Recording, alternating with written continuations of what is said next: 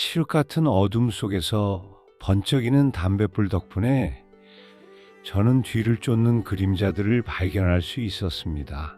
저는 제 존재 자체가 시한폭탄이 된 기분이었습니다. 안녕하십니까. 7호 감찰부 엘리트 탈북민 김혁입니다. 지난 1화에서 저는 숙청의 공포 때문에 미화 5만 달러를 훔쳐 탈북해야 했던 절박한 순간들을 말씀드렸습니다. 하지만 제가 목숨 걸고 북한을 등져야 했던 이유는 단순히 5만 달러 때문이 아니었습니다.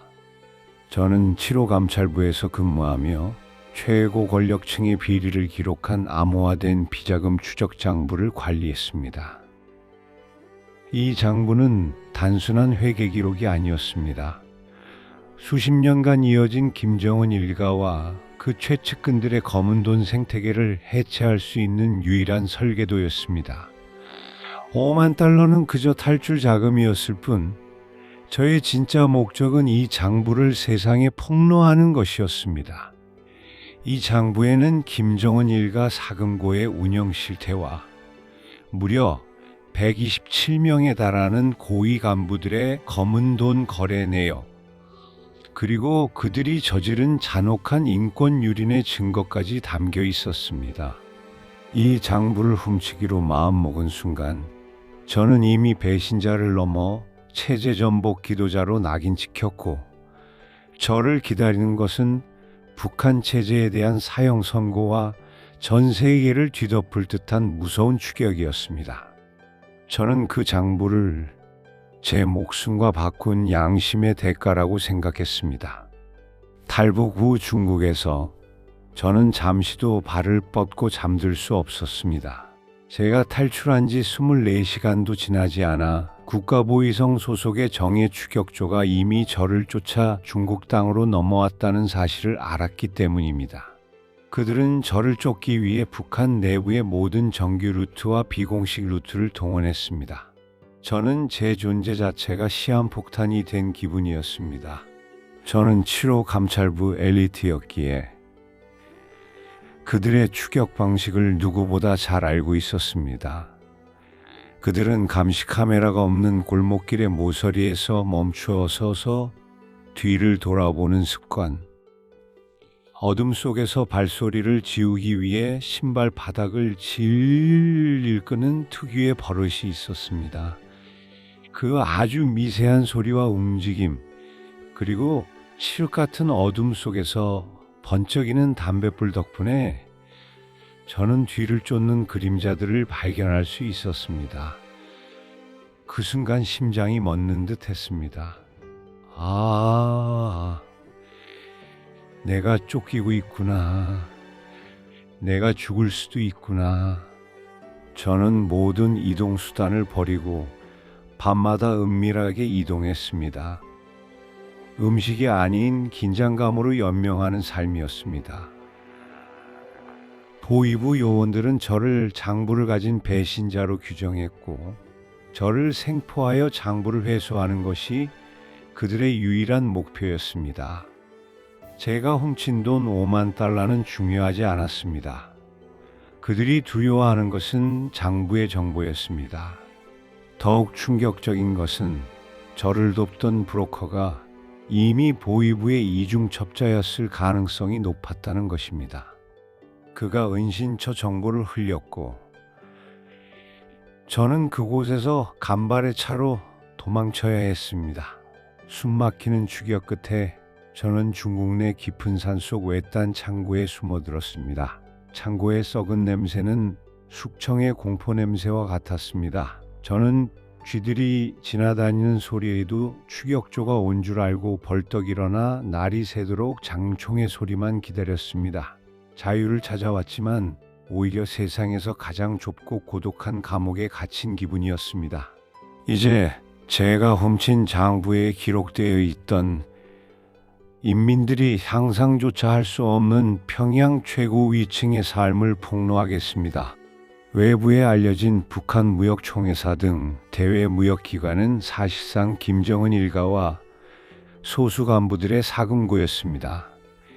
이들은 인민들의 피와 같은 돈을 특수물자 구매라는 명목으로 해외로 빼돌렸습니다. 장부에 기록된 내용을 보면 이 돈은 스위스 은행 비밀 계좌, 마카오의 환전소, 그리고 동남아시아의 유령 회사를 거쳐 세탁되었습니다. 이 돈의 최종 목적지는 인민들에게 돌아갈 식량이나 의료품이 절대 아니었습니다. 오직 최고 권력층을 위한 유럽산 명마, 수천만 원짜리 명품 시계, 그리고 자녀들의 해외 유학 자금을 사는 데 사용되었습니다. 인민들이 굶주릴 때 그들의 자녀는 유럽의 고급 레스토랑에서 샴페인을 터뜨리고 있었습니다. 저는 그들의 낭비 규모를 직접 계산하며 경악했습니다. 하루에 몇만 달러씩 눈 하나 깜짝 않고 지출했습니다. 평양의 특권층들은 자신들만이 접근할 수 있는 지하 비밀 클럽을 운영했습니다. 이 클럽은 엄격하게 신원이 검증된 충성파만이 출입할 수 있었습니다. 그곳에서는 해외에서 밀수한 곤약, 캐비어, 그리고 북한 내부에서 은밀하게 제조된 고강도 마약까지 유통되었습니다. 제가 관리했던 장부에는 이 클럽의 운영 자금과 함께 이들이 벌인 불법적인 도박과 성매매 정황까지 기록되어 있었습니다. 그들은 특권을 당연하게 누리며 북한이 금지하는 한국의 드라마를 몰래 보고 서구 문화를 조롱하며 즐겼습니다. 체제에 대한 충성을 외치는 그들의 이중적인 삶은 한마디로 인간의 탈을 쓴 악마의 삶이었습니다. 이 모든 비리가 장부에 낱낱이 기록되어 있었기에 저는 이들을 용서할 수 없었습니다. 숙청된 간부들의 자녀들은 공포에 떨었지만 숙청에 관여했던 고위 간부들의 자녀들은 권력과 부를 그대로 물려받았습니다. 그들은 마치 봉건 시대의 귀족처럼 행동하며 북한 체제의 모순을 가장 잘 보여주었습니다. 장부에는 이 2세, 3세 엘리트들이 저지른 음주운전 치사 사건, 뇌물수수 등의 증거가 명확했습니다. 그들은 아버지의 권력으로 무죄를 선고받았고 그 희생은 모두 죄 없는 인민들에게 전가되었습니다. 이 순환 구조를 끊어내지 않고서는 북한의 미래가 없다고 저는 확신했습니다. 저는 한국으로 가는 마지막 비행기에 탑승하기 전 장부의 데이터를 안전하게 세상에 노출해야만 했습니다. 하지만 추격조가 제 여권과 신분을 모두 알고 있었기에 공항은 제게 가장 위험한 함정이었습니다. 저는 제 삶이 끝날 수도 있다는 두려움에 휩싸였습니다. 제 탈북을 돕던 제3국 NGO 소속의 선량한 조력자가 있었습니다.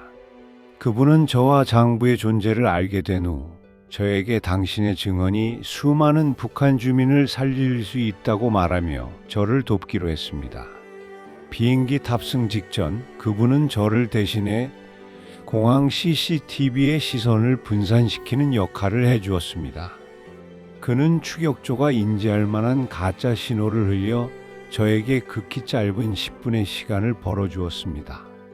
그 10분 동안 저는 화장실 칸에 숨어 암호화된 장부 파일을 익명의 외신 기자들에게 전송하는 데 성공했습니다. 손이 떨려 암호가 제대로 입력되지 않을까봐 숨조차 쉬지 못했습니다. 파일 전송이 완료되는 삑 소리를 듣는 순간 저는 온몸에 힘이 풀렸습니다. 하지만 그분은 추격조의 눈에 띄었고 저는 그분의 마지막 시선을 차마 뒤돌아보지 못하고 홀로 비행기에 올라야 했습니다. 제가 이 폭로를 감행하기 위해 치러야 했던 가장 큰 대가이자 영원히 갚지 못할 희생이었습니다. 비행기가 이륙하는 순간 저는 자유를 얻었지만 가장 큰 죄책감을 안고 대한민국으로 향했습니다. 장부가 세상에 알려졌을 때 저는 비로소 자유를 얻었습니다. 하지만 저의 마음은 공허했습니다. 엘리트였던 제가 가진 모든 것을 버리고 심지어 저를 도왔던 사람까지 희생시키며 도착한 이 땅은 제가 생각했던 것과는 너무나 달랐습니다. 북한에서는 권력과 돈을 가졌지만 자유가 없었습니다. 이곳은 자유는 있지만 저는 아무것도 가진 것이 없는 한 명의 이방인이었습니다. 최고 엘리트였던 제가 한국에서 허드렛 일부터 시작하며 겪은 현실적인 문제와 고독은 폭로 과정보다 때로는 더 혹독했습니다. 다음 3화에서는 북한 최고 엘리트였던 제가 한국에서 허드렛 일부터 시작하며 겪은 현실적인 문제와 고독을 다루겠습니다. 폭로를 마친 저는 이 새로운 세상 속에서 과연 만족과 행복을 찾을 수 있었을까요? 구독과 좋아요는 다음 이야기를 이어갈 힘이 됩니다. 다음 3화도 기대해 주십시오. 감사합니다.